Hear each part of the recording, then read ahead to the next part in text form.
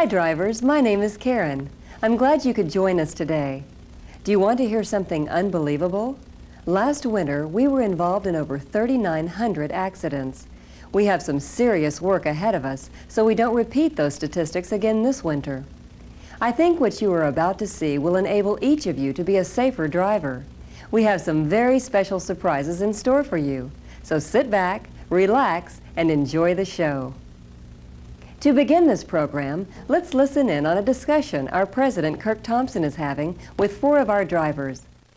Let's talk a little bit about winter driving. Winter's almost here. We almost got drowned yesterday. There was so much rain, so the summer's over and the seasons are changing, which reminds us that winter's just right around the corner. And we've all seen the film Another One Bites the Dust. The music was pretty good, but other than that, it was it wasn't too. It didn't look too good. You know, the scary thing is, and of course everybody has to learn somewhere, and we all learn to do whatever we do one step at a time. But I think we all are concerned with the fact that there are 1,600 new drivers who've never been through a winter. John, what kind of advice can you give? And what I try and emphasize with my guys is first and foremost, realize your limitations. That if you don't think you can go, then don't go. Because as we all say, you know, no road is so hot that it can't cool off in the ditch. Right. But I also emphasize to them that to stay out of a skid situation, that once you have started to slide in a trailer truck, then it's over with. Yeah. So you need to reduce your speed. You need to find the dry spots in the road. There's a lot of little hints that you can show them as you go along to emphasize the fact that you got to keep that rig straight, and as soon as it jackknifes, then it's pretty much all over with till they pull you out of the ditch. I think it takes a strong and a smart guy to know his limitations, like you said, and that is a very critical point to make. I think that if you're unsure or if you've got doubts, isn't it better just to stay where you're at? Well, definitely, it is. I agree. It's definitely, you know, if you're not sure, you're not comfortable, then you should pull in, call your dispatcher, and end that. But as far as, you know, we all had to learn how to drive in snow. I mean, I drive in snow. You know, instead of going 60 miles an hour, I go 30 miles an hour and try to get out of it if I can. Again, I know my limitations, and I know how far I can go, how fast I can go, how far I should go, when I'm going to get tired, and so forth, you know, and I think new drivers have to learn this. I think another thing that they need to really remember is that in a nice dry snow, that kind of thing, you can go, but once it gets to be ice, then you better park that truck, because nobody can drive on ice. You might be lucky and get down the road for a little bit, but you're not gonna continually drive on ice and not have an accident happen. Another thing you got to tell them is to slow it down and increase your falling distance, and whenever they do put on their brakes, to put the brakes on real slow, not to, I know it's a reaction whenever the truck starts or any vehicle to start to slide, you want to hit the brakes hard. Mm-hmm. It's a natural reaction, but you kind of got to get in their heads to slowly apply the brakes so that you don't get it to take off on you. And another thing, whenever you get out west and you got to put on the chains, you only, in my opinion, you just put the chains to get you to a safe place to park it. Because if you got to put chains on, it's too dangerous to drive it. Well, I run west quite a little bit, and have spent a couple of time chaining up on Donner Pass and various passes going into California. And ordinarily, when they ask you to do that, it's simply to get over the pass, you know, and then you're out of the snow, you're in the snow, and you're out of it again. So it's a little different situation. But if you've got 300 or 400 miles of ice and snow-covered roads that everybody on the Weather Channel and so forth are telling you they are, you better put that truck to bed somewhere. And sometimes somebody who's only gone through one winter might need some refresher or some, you know, to remember what it was like and not get too confident. Isn't there such a thing as being a little overconfident? I hope that I never get overconfidence. Every time it snows or in the snow coming down, I'm on a tight seat. I'm right on edge, and that's the way I want to keep it. Yeah. I think you can have a confidence level, but you better head and become complacent, because that's the next step is going to be the ditch as far as I'm concerned. Every winter, I think we do start all over again, and you have to get back to your basics. You increase your falling distance, and you can't emphasize that enough. I like to tell my guys to run by yourself, stay out of the pack. If you get in a slide situation, it gives you someplace to go without an expensive wreck and that kind of thing. I know they're all expensive, but in proportion. So I tell them to, we talk about increasing falling distance to 7, 10, 12 truck lengths. Sometimes that's not even enough, especially if your visibility is poor. In the case of fog, which I don't know if you read the paper or heard about it, the guy in Wisconsin, it was foggy, a school bus had stopped, car behind the school bus had 4 people in it. The truck comes up behind and it's dense fog. He didn't see anybody. Hits the car, runs it under the bus, kills the 4 people in the car plus a 15-year-old in the bus. And so fog can be extremely critical, and now's the time of year when fog is so prevalent. I think in fog, if you can't see anything over a quarter of a mile to a half a mile, it's too thick, especially if you're on a road you don't know. Right. I think that's a key point. Yeah. There's so many times that you'll encounter patchy fog that you'll drive into it and you're there. You don't have any choice. You're there. And ultimately what you do after you drive into it, I think, is testimony to your ability as an experienced driver. And what I like to do, if it's so dense that you can't see possibly 3 or 4 of the dotted lines in front of you, then I slow right down, put the 4-ways on, get as far to the right as I can, and attempt to get on out of that fog. I think possibly one of the worst things you could do is just stop, and you see that happening from time to time, and that's how accidents like the one you just described happen. And I tell my guys, I know you don't feel comfortable with it because you can't see, but you've got to get our truck into a situation where it's not going to endanger anybody else either. Well, winter season, I believe, is the roughest time of the year for a truck driver. It's the hardest work of the year for a truck driver. A truck driver's got to be alert 150%, considering to 100%. You have to be aware of everything around you, the road conditions. You also have to anticipate what other people are going to do. I found the years that I drove over the road that you have to have information on what's going on the road ahead of you, plan your trip. I find that using a CB a lot in the winter, you can tell what road conditions are ahead of you and if there's accidents, what to look for. I believe slush is slushy roads are real dangerous because you have the combination of the slush and the water that as it melts, you can hydroplane in the slush or the water. Also, I think an important thing too is to keep your mirrors and your windows clean. Because if you can't see out, you can't see anything.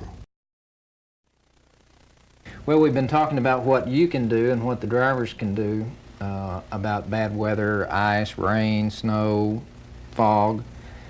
What about you can do all you can do, but what about that person in the other lane or that's driving the other car, the other truck?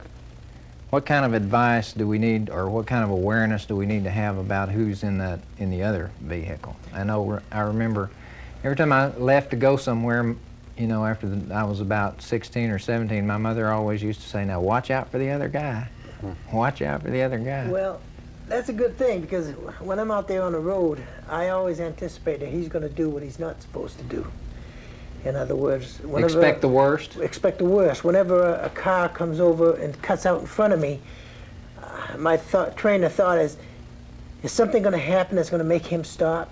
So my first train of thought is to stop backing off, in case he does, in case he gets a flat tire, or in case a deer runs in front of him, because I've got to get away from that man.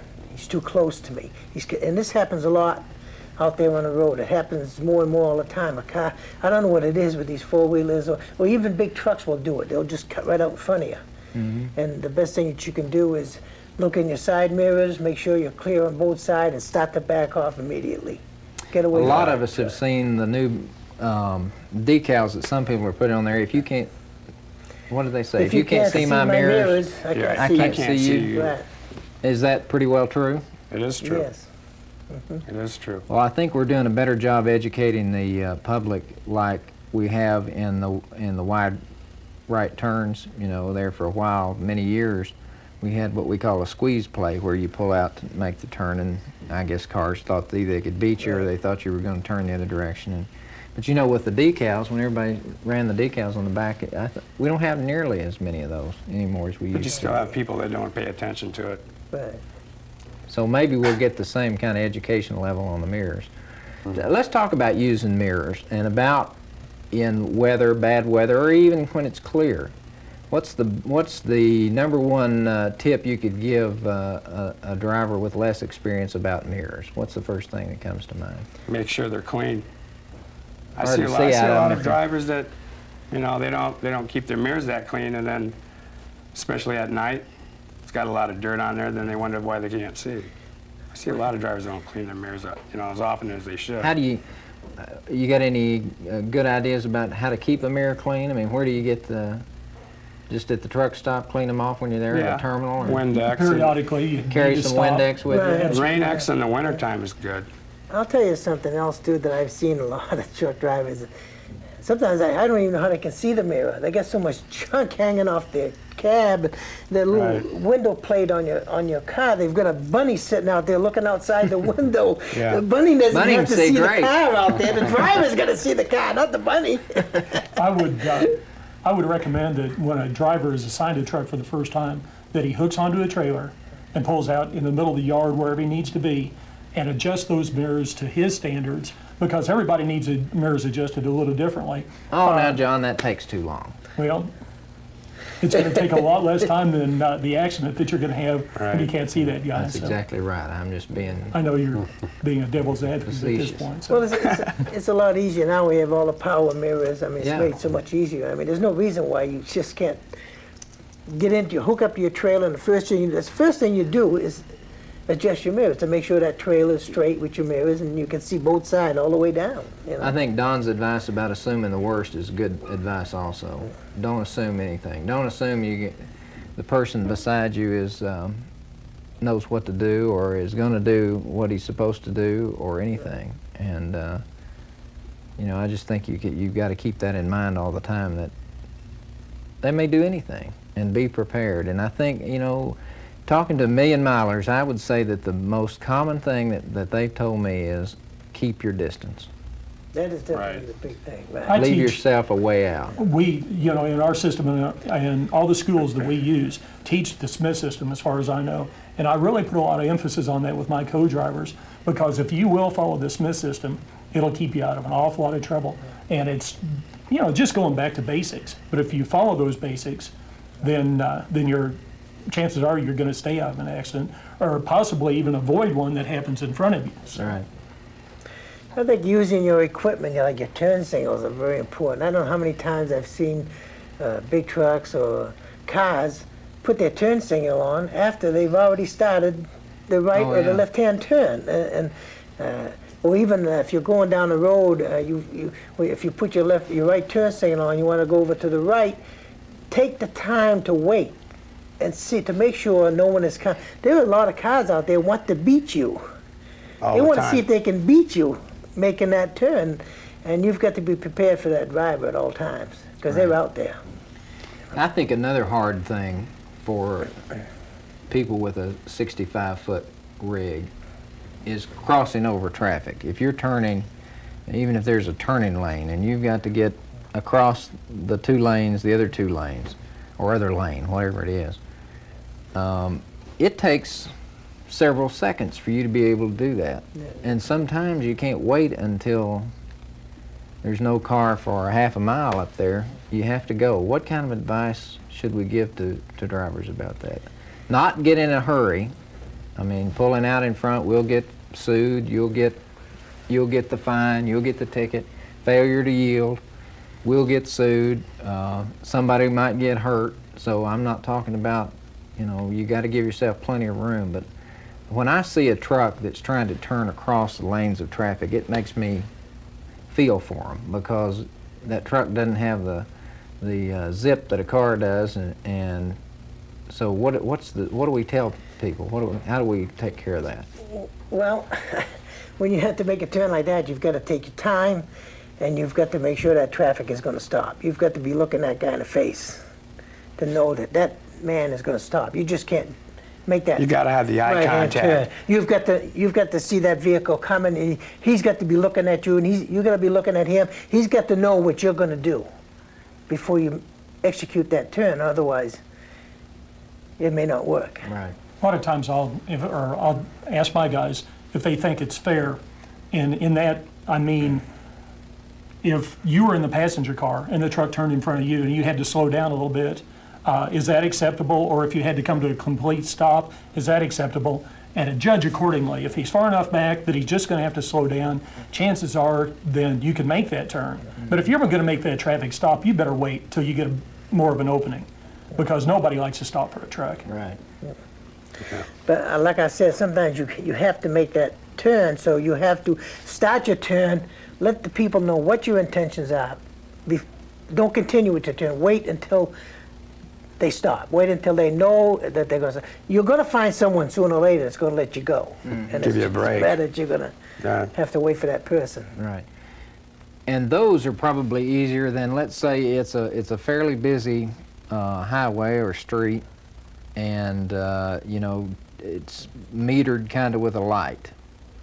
So you get these gaps of time where you can go. But if it's busy times of the day and there's not that much gap between when the light turns red and the traffic sort of spaces out, sometimes you just have to go, though. How do you make sure that you don't, I mean, let's say they're off a quarter of a mile or an eighth of a mile, but if you don't go now, when do you go? It's a judgment A call. lot of times I'll wait. It all depends how heavy you are too. And you try to tell them, if you're heavy and they're coming up quick, wait. And if you're like 20,000 pounds and they're off a quarter mile, you can start to go. So because you can get more Yeah, you speed can. up quicker. Yeah. You're never always going to be right in that Right. situation. Right. There'll Yeah. be times when you have the best intentions and you're still going to hold the traffic up a little bit. But you just, again, it's a judgment call. You just do the best you can under the circumstances you're in. Kind of comes down to two words: be careful That's right. and use good judgment.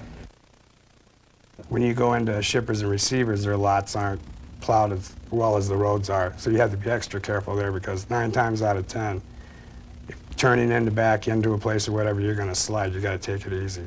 Especially in cities, you have to be careful of the side streets. The sometimes not plowed as well. You have to really go around the corners slow, or you're just going to slide straight ahead. You're not going to go anywhere except cross the next lane. Also, you should make sure you got warm clothing, because you never know when you're going to have to shut down. And there's been times I've shut down. You have to have that decision in your mind. And it's on your decision alone to shut down. If you don't think you can handle it, then don't try, because if you think you can, chances are you're going to end up in an accident. And you should be your own boss and the boss of your own rig. If somebody tells you to get out of the way, let's say over the CB, don't pay any attention to them. Because 9 times out of 10, you're going to see them in a ditch a couple of miles down the road. You should stay more alone and stay out of traffic as much as you can if you don't think you can handle the road conditions. Let the people out there get crazy the way they drive, and you handle your own rig. There's always that herd kind of intimidation. I mean, like even around here when it snows, which it doesn't do very often, and we have a few people that don't know how to drive in snow, but you know, you get going along and you're going 30 or 35 and you feel like everybody's passing me. Maybe I'm going too slow. And so you want to speed up because you don't want to be the only guy not. Wrong way to be, isn't it? Yeah, you should be your own boss. Exactly. Right. I want to be there all by myself. I really do. There's always room for another one in the ditch, I guess. That's the way to think about it. But It's happened to me a few times. I've made my turn, and when I made my turn, I couldn't make the turn because there was traffic there. Well, you know, that's when you have to say, well, that's it. We're going to sit here all day. I guarantee you the cars will move. They Eventually- will go around, you know. But if you try to back up, if you try to let them intimidate you, you're going to be in trouble. You're going to back into somebody, or you're going to get yourself worked up, and it's just not going to work out. The best thing to do is just sit there, let the cars go around, and then make your turn. I remember another word of advice that 2 million milers we were talking to one day. Well, it was right when we were doing the celebration. that a piece of advice that one of them gave, which I thought was excellent, and that's be patient. Be patient. I mean, Especially in the winter. yeah, especially in the winter. You have to increase the patience when the That's right. snow's on the road. Driver's going to have to figure, you know, it's not like the rest of the seasons of the year. Everything's slower in the winter, especially if you have a bad winter. Mm-hmm. It's not like driving in the summer. You can't make the same kind of time on the same type of trip, It's dark more. right? And it will stress you out more driving in the Right. snow and everything, make you more tired. It's very easy to be intimidated out there, very easy. Yeah. And if you let that happen, you're going to get yourself in trouble. Well, if you had to give a definition for a professional driver, what would your definition be? Be responsible to yourself, which would be responsible to your family and your company. That would include all your decisions that you do make out on the road. Don't do anything stupid that's going to hurt you, which in turn hurts your family, which in turn hurts your company. That's a pretty good. The domino definition. theory. You know, I saw a film in a driver trainer class not too long ago, the Lou Holtz did. And he said to be the best that you can be. And I would think that's probably a fairly good way to sum up a professional driver, is the man that does the best he can in all circumstances. Well, my definition would be, J.B. Hunt gave me this job, and I try to do the best I can at this job. And I think I do a good job. I think my record will prove that. And that's what allows me to say that I'm a professional truck driver. And I try to, respect the other truck drivers that are out there. Try to operate your truck in the most professional and best way you can, and be courteous and be a professional out there like you're supposed to be. I think those are all excellent definitions. If we have everybody that does each of those, then I think we'll have a much better company in the long run, which is what we're trying to do with the pay package and with our attempt to increase the experience level.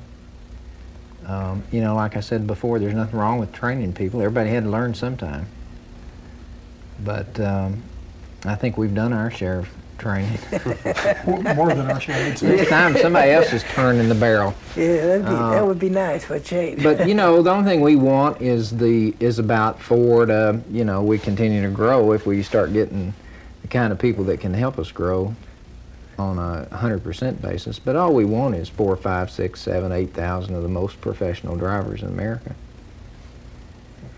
And to me, when people say there are, somebody called in yesterday, I think it was, to CDP, and they said, my company, this was the first driver, and he said, my company's got that USA Today article up on the bulletin board, and they've got written across it, their line. Well, I sort of take offense to that. I agree. First of all, we're not lying. What we've said we're going to do, we're going to do. I don't know anybody here's got enough guts to announce that and not do it. I wouldn't. I'd be in the Bahamas or someplace. Someplace far away. And I think people they always look for something. What's the twist? What's the catch? What's the gimmick? And rightfully so, because there have been so many gimmicks, so many things thrown at this situation that I guess people are rightfully skeptical. But what we've been talking about today in terms of safety, when you spend $60 million a year on accidents, close to it, and if you can reduce from 10 accidents per million miles to 5 accidents per million miles and save $17 to $20 million, then it seems perfectly sensible to me to take that money and put it in the hands of the people that help you get there. And that's a big part of where we come up with the money to do it with. And that's why safety is so important. That's why we've been talking about it. And like I said, I guess it's hard for some people to swallow that, but when I hear people say that they've got that on their bulletin board and say they're lying, I've talked to several drivers that actually talked to me about it, and I've been getting a lot of positive feedback that they find it a little hard to believe because it is such a major step in the industry. But I tell them, I said, you know, it's you take it to the bank, it's going to happen, and they're pretty impressed. I've had guys that I'm sure 6 months ago would never had a thing to say to me are very curious about the program. You're now So- popular. Well, I wouldn't say popular, but at least they're talking to me now. So. I've had some drivers say to me, I'll believe it when I see it. I say, watch February come around. I think the company that might have put that up on that bulletin board might be a little bit afraid that they're going to lose some of their top You drivers. think so? That did cross my mind. I mean, we've started hearing all of the excuses, you know, they're not going to get any miles, they don't get any miles. That's almost a matter of public record for everybody that's public companies. We get more miles than anybody else does right now, the last 6 months. 2 years ago, 10 years ago, we kind of set the tone for miles. We got more miles for most of our existence than any of them ever did. And then the last 2 or 3 years, shorter lengths of haul, this, that, and the other. We didn't get as many miles as we had in the past. We still got quite a few miles, but in the last year, you probably have seen the difference in miles. You should be getting more miles. Our trucks are getting more miles than they've gotten in the last few years, and I don't care if it's, and I'll name names, I don't care if it's Werner or MS or Swift or USA Truck or PAM or Heartland, any of those companies that are public that put out numbers. I mean, they're public. You can't lie. The SEC will throw you in jail if you say, well, we run 510 miles per truck per day average, and that counts trucks down, trucks without drivers, you know, trucks wrecked. And we beat the socks off the competition. It's just pure and simple. So what we're trying to do is get that information from some third party, like a CPA firm that says, yep, that's what the number is, because it is. So we can fight the miles issue because we can get miles as well or better than anybody out there. So I'm not worried about that. But that's kind of the thing they're putting out, and I think they're getting a lot of that they get from their companies. I've read a lot of different newspapers, Wall Street Journal, and this is definitely a big industry shakeup. Yeah. There's a lot of companies out there sweating right now. They don't Well, know we didn't whether- do it to make them sweat. Right, We really didn't. but they're afraid they're going to have to start matching, or they're going to start losing drivers. I think, like you were saying, the drivers out there, if you pick up any of these trucking magazines in the truck stop, I mean, you look up at the page, I mean, every page in there, every company is offering you the best job in the industry. Right. You know, so you can imagine, you know, these drivers are going to be skeptical about it Right. until they see it happen. Exactly. That's the reason we picked the method we did in the USA Today. You know, the ad agency said, well, you ought to do this splash and, you know, this picture and that and this.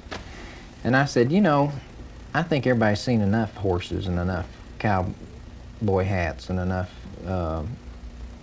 you know, kids running down the sidewalk to meet you when you come home and all that kind of stuff. Why don't we just put a letter in there and tell them how it is. Give them the facts, just the facts. Right. Be honest. Tell them how we feel about it. Admit, you know, when you've done wrong, admit it. Or if you're making mistakes by where you've spent money in the past, and you're just going to take it from there and put it over here, and the job's worth a whole lot more than it's been paid, and everybody's thought, well, you can't afford to do it because the industry doesn't have the margins, and just see what happens. So that's kind of what we did. That approach also got the attention of a lot more than just the drivers in the industry too. I got so much feedback at home, people saying, did you see that article in USA Today? Well, at that point in time, I hadn't seen it. And you know, people that I know that I'm a driver have mentioned it to me, but we had their attention too, because it was very well presented, and they were, you know, I'm thinking specifically of this one girl I know that's in, works for a publishing company in Kansas City. She was very impressed with the way it was presented and how it was done, and publicity is her, you know, is the department that she's in. So Yeah. I think we've got everybody's attention, not just the drivers. it is coming across, but like I said, the drivers are skeptical. They're talking about it, okay? And, which they never talked too much to JB Hunt drivers before, but now they're talking to us, they're talking about it. So they're not getting deeply involved because I think they just want to know, Well, there's see a what's long going to time happen. between now and February, Right, too, for right. most people. Yeah. But it is definitely making an impact. You can see a big difference. You know, our feeling is we've gone 10 years here in this industry fighting the same old thing. You got 1,000, 1,500, 2,000 drivers who drive millions of miles safely. The only thing we ask is pick up and deliver our customers' freight on time and do it safely. I mean, we ask a few other things, obviously, right? But, I mean, that's the main thing. That's the only reason we're in business, is to pick up and deliver customers' freight on time. Do it every time so you can get an edge, so that when the customer calls JB Hunt, or when they've got loads of freight they want hauled, who's the first name that pops in their mind? That's what we want people to think. Call JB Hunt, I know it'll get there on time. Nobody in this business does a decent job on service because they're just like us. They got a percentage of drivers who are always doing their job right, professionally, like we talked about. They're always there on time. They don't have wrecks. And then you got this other group that can spend more than the other guys can make. So, you know, you just got to convert that and make everybody in the same boat where they care about what kind of service they give to the customer and how they look and what the public thinks about them and how they drive the truck and that they don't have wrecks and that they're careful and they take care of the equipment and they have pride in the job that they do. And when you've got 100% of the people doing that, you've got a whole lot different deal than when you've got 60% or 75%. And you know, that's where we're trying to get to. It ain't any big, deep, dark secret. Or any twist that, you know, some plot that I think some people give us more credit for scheming than what we deserve. It's like somebody who says, well, they give the good loads to the people who make the less money. Or they give the better miles to those who make the least amount.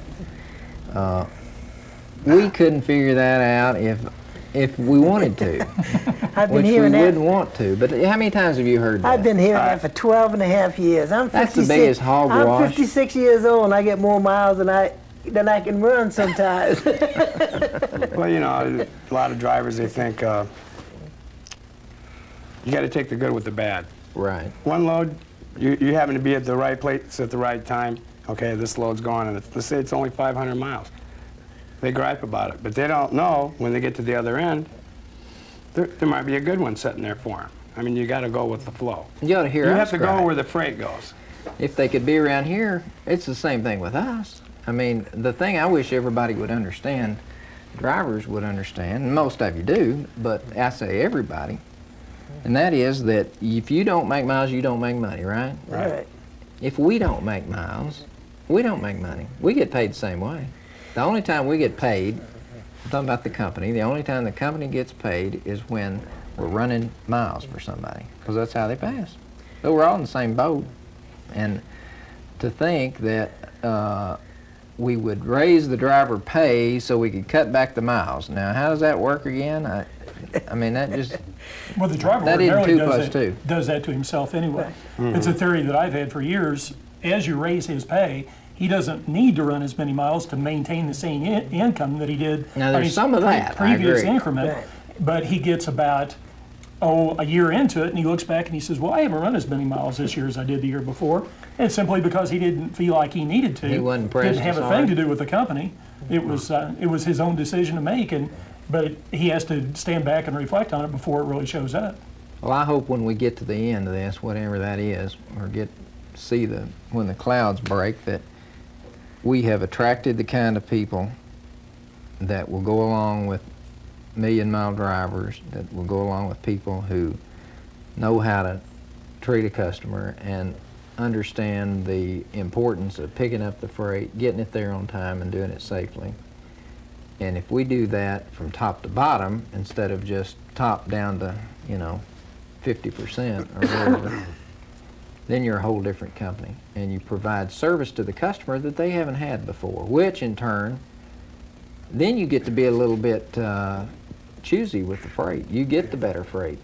They'll be, yeah, you want better freight. We've had great reaction from the customers, by the way. We sent them a letter. Our top 150 customers, we sent them a letter on the Friday before we announced it and said, here's what we're going to do, because we didn't want them to get blindsided by it. And we said, the only thing we ask of you is that you give us more freight, because it takes freight to drive utilization.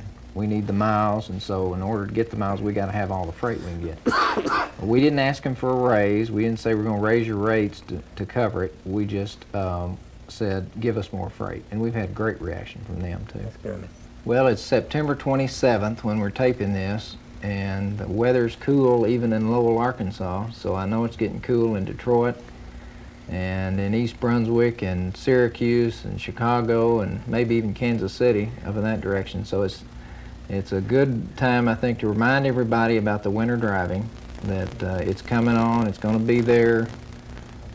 Who knows what we're going to face. It seems like every winter we say, well, this was a rough winter. I think they're all pretty rough. So I want to thank each one of you for coming in today and talking with us about winter driving tips. And I know your advice is going to be well received out there, especially those 1,600 people who don't have the experience that you do. And when you see some of them out there, they may remember you from the film and say, there's that expert on winter driving. Let me ask him about this. If we feel it is too dangerous to continue driving when road conditions are bad, we should park at a safe place until conditions improve. We must not allow other drivers to sway our decisions about whether to park or go. We must use our own best judgment. We need to balance what we have to gain, a little time or a few miles, with what we have to lose, our lives or the lives of others, or our job. We should contact the fleet manager right away so they can notify the customer and reset the appointment if necessary. No load is so hot it can't cool off in a ditch somewhere. We hope that this information has been helpful for you. The winter driving tips in this program came from million-mile drivers. They have learned some hard lessons about the dangers and challenges of winter driving. Take advantage of the mistakes made and learn from other drivers. Remember, speed control and allowing plenty of following distance are the keys to surviving winter driving. Thanks for watching, and please drive safely.